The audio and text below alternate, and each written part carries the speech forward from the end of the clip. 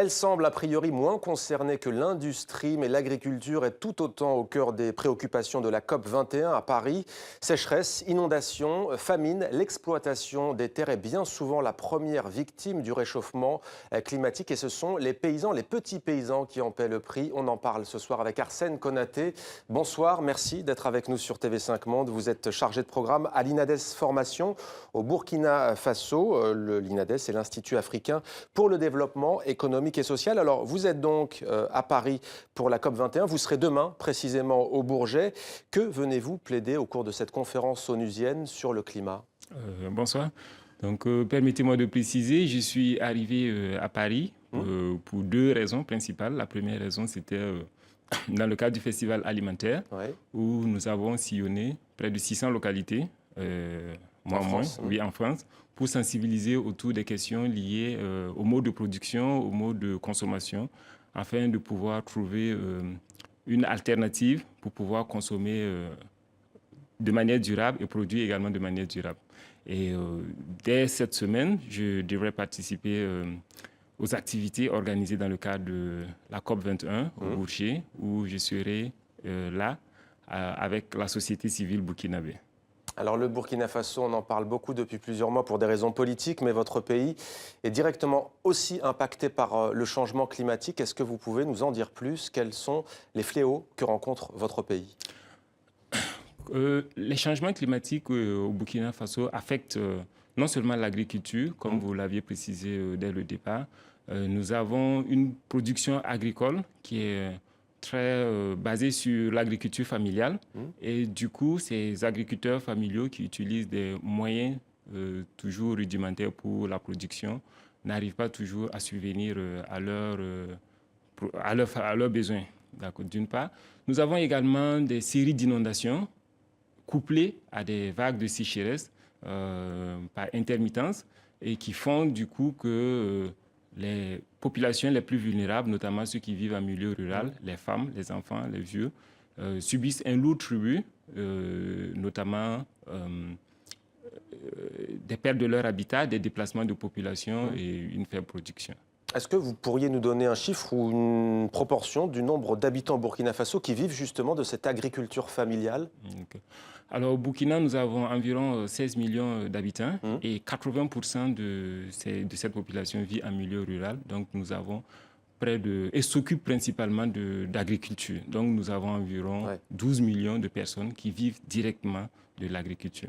Alors c'est un enjeu pour l'ensemble du Sahel et pour une grande partie de l'Afrique. Je vous propose de partir, Arsène Konaté, dans un pays que vous connaissez, qui est voisin du Burkina Faso.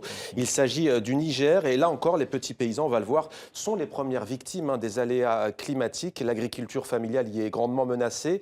Ali Bonguéré tente, lui, d'alerter notre monde en pleine COP 21. C'est l'une des raisons, d'ailleurs, de sa participation à cette conférence. L'une de nos équipes l'a suivi auprès de ceux qu'il défend dans la région agricole de Birnin-Koni. Ça se trouve à 400 km de la capitale Niamey. C'est un reportage de Guillaume Villadier, Gérald Brestroff et Séverine André. Plus que quelques hectares de sorgho à couper et la moisson sera terminée. Dans les champs de Birnin-Koni, à quelques kilomètres du Nigeria, l'heure est au bilan. Cela fait plus d'un mois qu'il n'a pas plu. Les parasites ont détruit une partie de la récolte.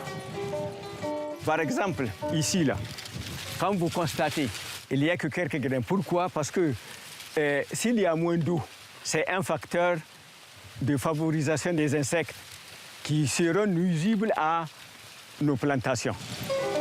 Depuis des années, ces cultivateurs voient leur production diminuer. Ici, comme dans beaucoup d'endroits du globe, le temps a changé. Autrefois, la région était bien arrosée, la météo assez clémente. Koni était l'un des greniers du Niger. Désormais, les vents venus du Sahara au nord sont plus violents. La pluie, elle, se fait rare. Ici, nous sommes les Sahéliens. Et on a de 800 à plus de 1000 mm d'eau de pluie dans l'année. Maintenant, on a à peine 400 mm. Et des fois, il y a des années même qu'on n'arrive même pas à avoir les 400. Donc, vous voyez que les données ont changé. Et ça, nous, on accuse ça au changement climatique. Pour défendre sa cause et celle des paysans africains, El Hadj Abdoulaye peut compter sur Ali Bonguéré. Ces dernières années, Ali a participé à toutes les grandes négociations internationales sur le climat, Copenhague, Lima et aujourd'hui Paris. Les questions de l'agriculture, actuellement au niveau des négociations, elles ne sont pas sur la table des négociations. On n'en parle même pas. Que les chefs d'État africains prennent leur courage à deux mains pour pousser pour qu'il y ait vraiment un soutien fort à l'agriculture familiale. Avant, s'il ne pleuvait pas, El Hadj Abdoulaye prenait l'eau au puits, mais la source s'est tarie. Les pompes ne peuvent plus atteindre les nappes phréatiques. Après 2 ans, on a essayé, ça a refusé. La nappe est partie. La nappe est partie au-delà de 12 mètres. Exactement. Donc du coup, vous avez abandonné On a abandonné l'irrigation. À quelques kilomètres plus près de la rivière, les champs sont encore irrigués. Mais pour combien de temps? Les vents de sable, de plus en plus fréquents, ont engorgé cette retenue d'eau. Ici aussi, les paysans sont inquiets. Le problème, c'est l'ensablement. À vue d'œil, on a l'impression qu'il y a beaucoup d'eau, mais en fait, non. C'était très profond avant. Aujourd'hui, les fonds sont tellement remontés que les enfants peuvent nager sans problème. Mais nous, on n'a plus assez d'eau pour les cultures. Au tout début, l'ouvrage contenait les environs de 30 millions de mètres cubes. Aujourd'hui, il arrive à retenir à peine la moitié. Si on suppose qu'elle a été dimensionnée pour un certain nombre de milliers d'hectares, aujourd'hui, plus de la moitié de ces superficies agricoles ne sont pas arrosées. Quoi de plus concret pour illustrer les dégâts du changement climatique qu'une région qui peine de plus en plus à se nourrir? Ali Bonguéré dit pourtant avoir les plus grandes difficultés à se faire entendre.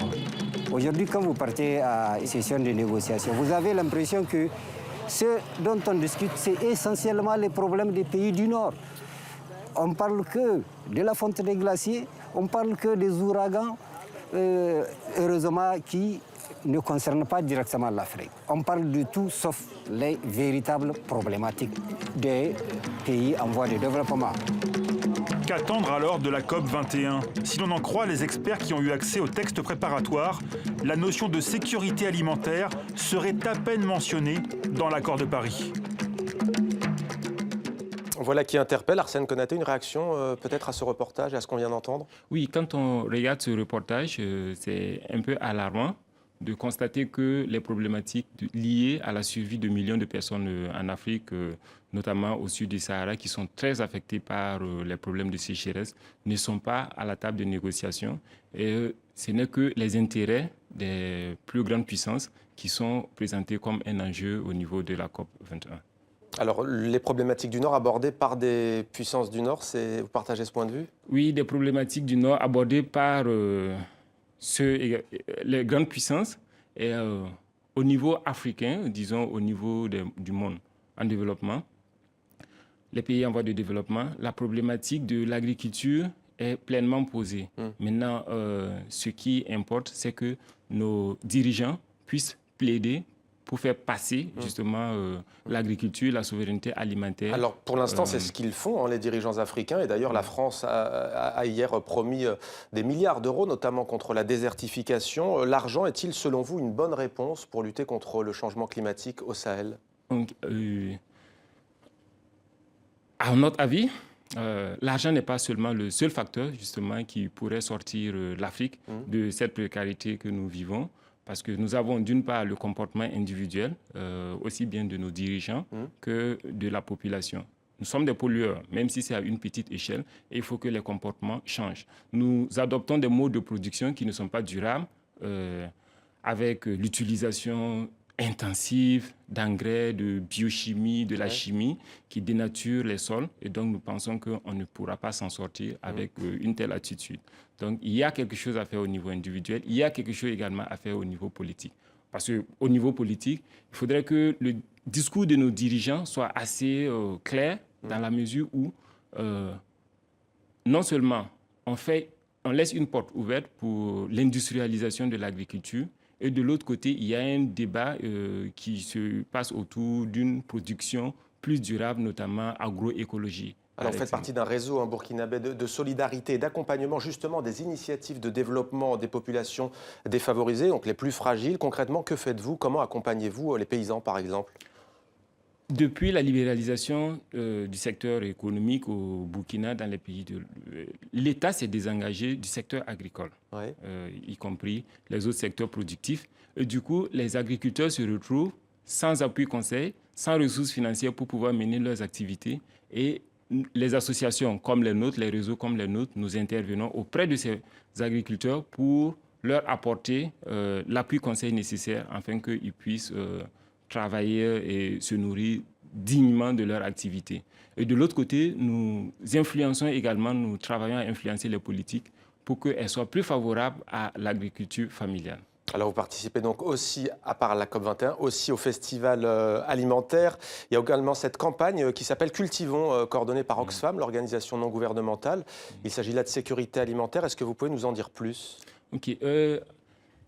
L'action justement au niveau que nous menons dans le cadre de ces différentes coalitions, notamment avec Oxfam, la campagne Cultivons, vise vraiment à promouvoir l'agriculture familiale dans son ensemble.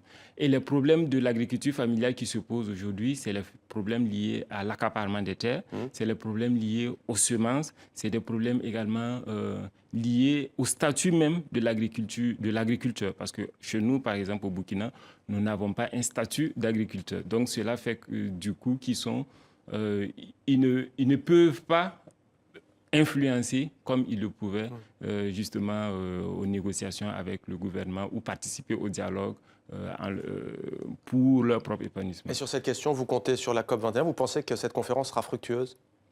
Cette conférence, nous avons mis en place un cadre de concertation au niveau du Burkina Faso pour justement présenter notre point de vue par rapport aux enjeux de la COP21.